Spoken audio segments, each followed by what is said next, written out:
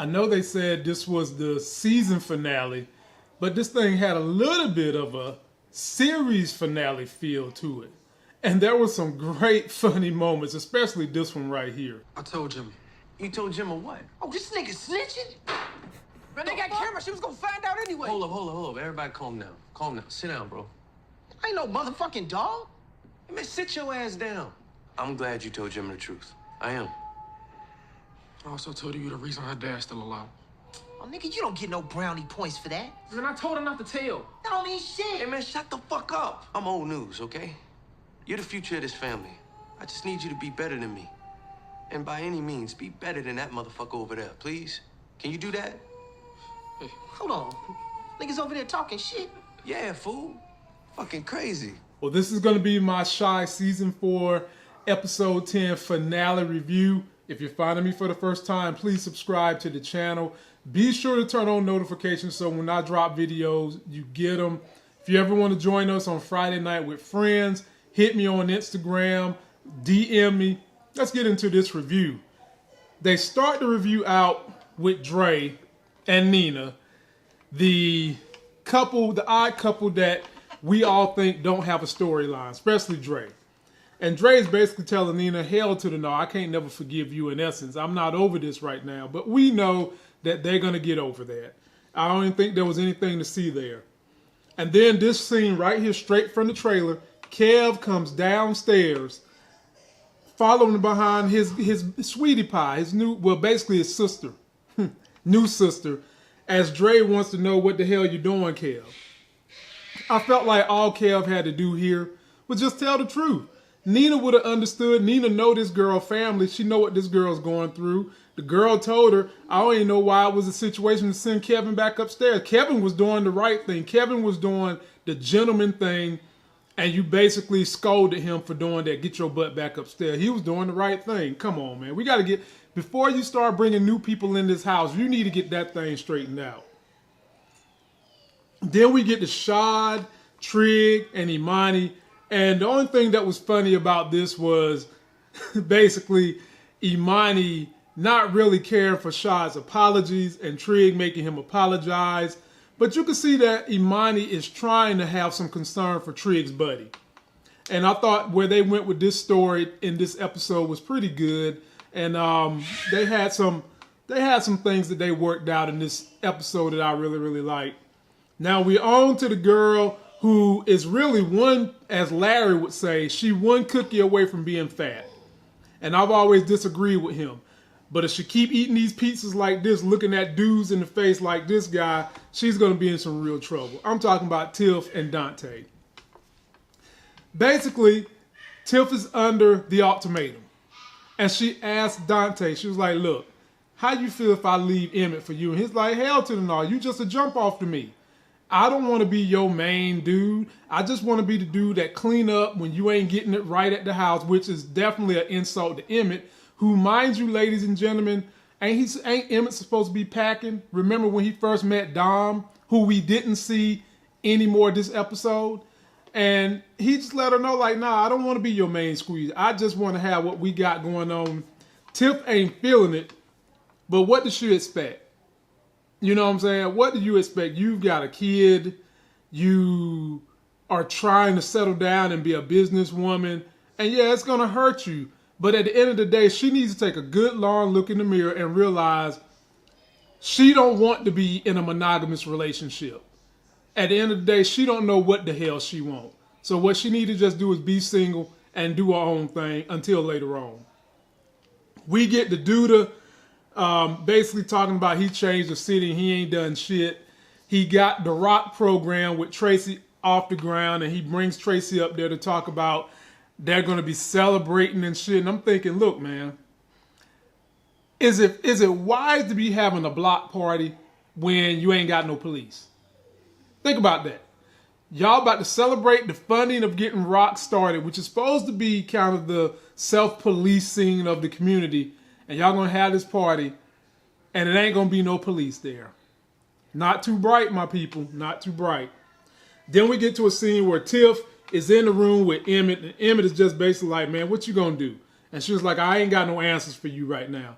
But I know my folk Larry and everybody on the panel sitting back, we know what the hell this girl was going to do. She's telegraphed her steps every step of the way.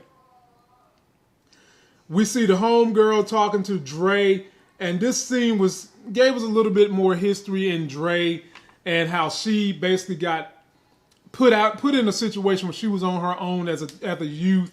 And this girl the young girl kind of mouthy now. I mean, I guess because she's been through so much, she's kind of resistant to anything that sounds like it's going to help her. But she tells Dre, you're not me, and I'm not you, and all that. But in the end of the day, Dre got the girl to at least consider moving in with them.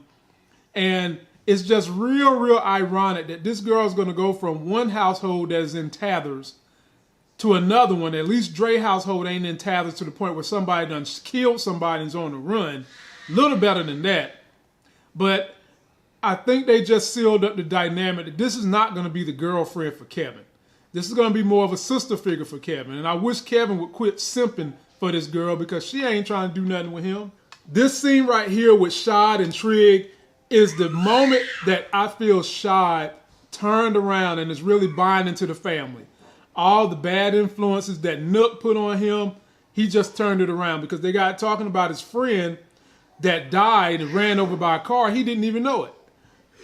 And you could just see the look on Shad's face like, damn, man, I went to school with this dude. And Shad really in this moment realized, you know what? When you get a family, you can be a part of a family because life is short. You need to stick with it. And that's exactly what this was the moment he made that complete turn into being in this family. We see Emmett with his mom, and they got the phone call from the doctor that, hallelujah, everything is going to be all right. She going to survive. She going to make it. And I'm kind of glad because I didn't want to see them kill her off. And apparently they aren't going to do that. And boom, there you go. Like me and Larry said, she wasn't going to die.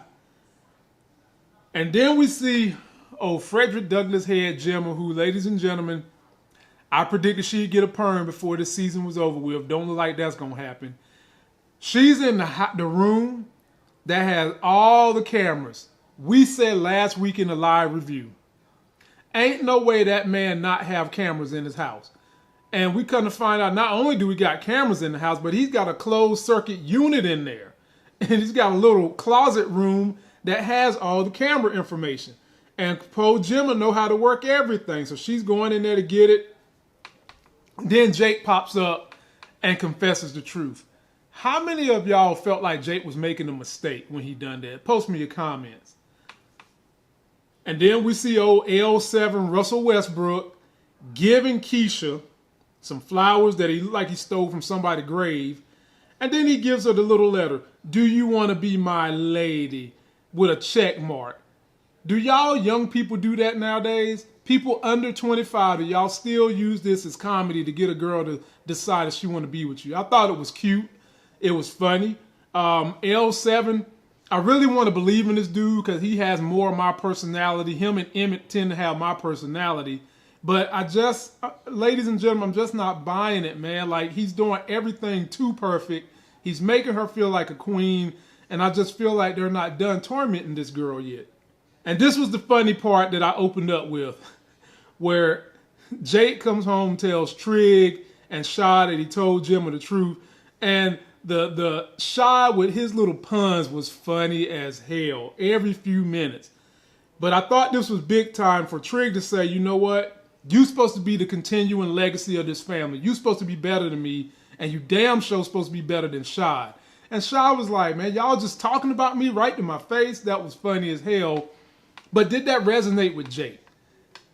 Does Jake got his man pants on that he understands what Trigg is telling him? I hope so, because I like the way this ended, even though they didn't close up everything, and I wouldn't mind seeing another season. Oh, Lord, Mayor Douda and that old nose wide open Tracy. Lord have mercy. So now Tracy done got a program. She's got her a living that's been provided for her to do her nonprofit work. And she basically asked Douda, did you have anything to do with Marcus? Of course, he lied to her face. Then she confesses, I love you. Did anybody hear his ass say he loved her back? Crickets. Crickets. No. Me and my wife was debating that they using each other. And I said, I don't think it's a complete two-way street of using, because she's just admitted she's in love with him. So yeah, maybe she's using him for what he's offering, but she's also admitting that some of that is love. Douda is strictly using her. Douda don't want her for nothing but the panty draws and to be the face of that program to make him look good. We get to the scene where Gemma rolls up on Trig and Jake, and she basically tells Trig, look, I got this footage. Trig is like, are you going to blackmail me? And she was like, no, I came to save you. In traditional Frederick Douglass, coming to save the blacks, she came to save Trig. And we've seen the complete heel turning to babyface in Trig. He's the hood hero now, especially what he's going to do later on in this review I'm going to talk about. But I mean, he took the little scan card and said, I appreciate you. And then he lets Jake go to the hospital with her. Next thing we know, Trig rolls up on Douda. And this solidifies him being a good guy now. He tells Douda, look, you need to get your ass up out of town by tomorrow. He ain't say I'm going to give you a week. He ain't say I'm going to give you 3 days. He said by tomorrow, get your ass up out of here. And then Douda went grandstanding. That was funny as hell. You know when somebody, like Trig said, you know when someone is scared when they go grandstanding. He told this man, look, I'll get rid of your whole family. I'll put you in jail, put Shad in jail, pull Imani's license. And Trig he ain't biting it. If they was fishing and Trig was the big mouth bass, he wouldn't have bit nobody's bait. Trig was like, just have your ass up out of here. And on the way, tell Tracy I said hello. Because Trig could smell the pussy all up in the air. He could just smell it. And he know it is what it is. Then we see Emmett getting the little party together for his mom to celebrate that, you know, basically her cancer is about to go away. I enjoyed scenes from this. The only thing at first I wanted to know, where the hell was Kevin's mom? They panned through Dre. They panned through a lot of people. I didn't see Kevin's mom in there, but eventually they did show her. But I thought it was cool the way she recognized the 3 guys that was in her life and how she tried to play Darnell for him having technology that is 25 years old. Talking about his pager, talking about his earpiece. And y'all have heard me joke about that on my show plenty of times. But my man still think a pager gonna come back. So I thought it was touching. And I'm glad they're gonna keep her on the show. And then we get back to Douda talking to Tracy, who's basically upset that he lied to her face. But they both confessed that they did have a very, very solemn moment when they embraced each other and had sex and he got the panty draws. But at the end of the day, she basically told him, look, bro, I done got everything I need to get out of you. I tried to tell you I love you and I was in love with you, but apparently that's not going to work. You need to get the hell up out of town so that you don't ruin this career you have created for me and you don't mess me up. And she just, in the face of what her heart wants, turned her head like she's on the Young and the Restless and said goodbye, Douda. And he left, so we think. We get back to that party that Emmett threw for his mom, and this is the first time L7 Russell Westbrook gets to meet Emmett, who is going to be a thorn in his side because we know he loves Keisha. Keisha got strong feelings for him. And he, you know, it was funny to me that he's trying to sell my man some weed, and my man hit him with, that's that bullshit capitalism got you believing. And Emmett is looking at him like, you damn conspiracy theorist. But I enjoyed that exchange because, you know, those deep thinkers go there, and then Emmett gonna call my man a hippie. But you know what? At the end of the day, hippies tend to make women really, really happy, and we tend to hold on to them. At the end of the day, I still want to see Emmett and Keisha get together, and if they do next season, I think we might get that. Then we get the old lion-ass Tiff. She decides because of what Dante told her, and because she don't want to be out-assed out alone, she don't know how to make it, she's going to stick with Emmett. And Emmett asked her if she's going to close things up. And he was like, you closing your legs up with his marriage? And she got a chuckle, but at the end of the day, we all know what she's not closing up. She ain't closing up nothing. She's trying to have her cake and eat it too. And you ladies out there that's still mad with Emmett, I don't give a damn how mad y'all are with Emmett. This was the balancing point. From this point on, everything's supposed to have been sold up. What's in the past is in the past. And we know what Tiffany did at the end of this episode. And I'm sure I don't have to talk junk about it. The fellas are going to talk junk on our live stream tomorrow night. We get Rosalind Perry, who's finally popped back up, scooping up Douda, getting him out of town, getting him a bag, getting him his passports, everything he needs to skip his ass up out of town. Then we see Shad and Imani just walking together through the hood, getting ready to go to the party. Some homeboy rolls up and bumps Imani and calls her a nigga. Imani was going to handle that business. But you know what? Shad said, you know, we family. Let me handle it. Made homeboy apologize. And I thought it was a very, very touching moment. This was that moment where, you know, he's fully invested in the family at this point. But ladies and gentlemen, Nook ain't done. And you can cool believe if they're going to do a next season, Nook is going to be back. And while we at this party, and Jada is recognizing all the men and everybody she loves, what the hell is Imani Shumpert's character doing there? Who the hell invited him to the party? How does he get into the party and there's no sign of Dominique nowhere? That's what I want to know. What the hell he doing there? He posted up on the pole like it's a stripper pole. He sees Tiff. Tiff is looking at him. He looking at her. And just look at the way he looking at Tiff. Looking at her like she's a well-cooked pork chop. And he about to pull her off and put some barbecue sauce on her. At this point in time, she's pretending like she's going to be faithful because they had a little metaphoric banter about keeping your hands to yourself. He said he's handsy and blah, blah, blah. I already knew, ladies and gentlemen, I didn't need to watch this whole show to know that she wasn't going to commit to Emmett because Tiff is what she is now. All that heat she put on Emmett when they wasn't married, now that they are married, he's ready to settle down. She don't know what she want to do other than not be alone and be cared for. And she's doing this mess right here with Iman Shumpert. Damn. And then we get to the scene where Kev, the new girl, and Dre are coming to the house. And they've invited this girl into the house. And Kev was trying to give up his room with her. And she was like, nah, bro. I ain't got to be in the room with him. I don't like him. And furthermore, they not letting her go in the room anyway. And then we get the Tiff rolling out the bed while Emmett is asleep, putting on makeup in the mirror in the same room with Emmett. I'm about to do all the stuff women do to men to just throw more salt in the wound. Why you got to be putting on makeup in the room with the man you're supposed to be married to while he's asleep, only for you to go get on an elevator, get your ass off that elevator before you get in the room and you kissing on this dude that's supposed to be your business hookup? Did you even think about Emmett?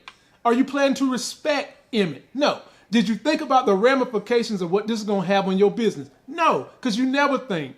Even Dom highlighted that your ass is young and you don't never think. Emmett, bruh, there's still hope for you and Keisha because I do believe L7 Russell Westbrook is going to mess it up. Then they do Papa's pulpit where he's doing metaphors about Chicago. And I think some of the metaphors he was doing might be highlighting this could be the end of the Chi, but also about the love of the Chi and how people always mistake the city for being a bad city. We see Douda. Is he really leaving, ladies and gentlemen? I don't know. He's got his bag. He's got his hat on. You don't know who he is, but is he really leaving? And then we see Rosalind Perry sitting in the mayor's office. That's not realistic at one bit, ladies and gentlemen. The wife of the ex-mayor would not be sitting in that seat because the mayor is gone. There will be an APB out on his ass looking for him if he really got missing. She wouldn't just be sitting in that seat. And then finally we see Kev cutting his hair down, but he's got that blue stuff in it, which I think is another metaphor for the changing of the guard with Kev. He's growing up. They usually have these scenes where Kevin was getting his hair cut by Brandon, and they would be deep scenes that were metaphors for things that would to come later on in the seasons that we was looking at. So ladies and gentlemen, that's going to end my quick review. Please post me all your comments on how you feel about this episode. Do you want to see another season? I do, because they've got a lot of holes they need to sew up. I'm almost on the brink of saying that there will be a season 5. What the hell happened to Dom? Are we supposed to just believe that Douda got shot by Laverne and that's it? I know some of y'all want to leave it there, and maybe we should, but I would like to know more about what's going on with that. I want to know what's going to happen with Keisha and L7. I want to know what's going to happen with Tiff and all her dastardly deeds. How is Emmett going to continue to grow? So there are some storylines I would like to see, but I want to hear from you guys. Don't forget to like the video, comment, subscribe. Join us Monday, Tuesday, Wednesday, and Friday at 9 as we do The Shy, we do Power, and then we do Friday with Friends. And until that next Sex is Hell video, I'll see you.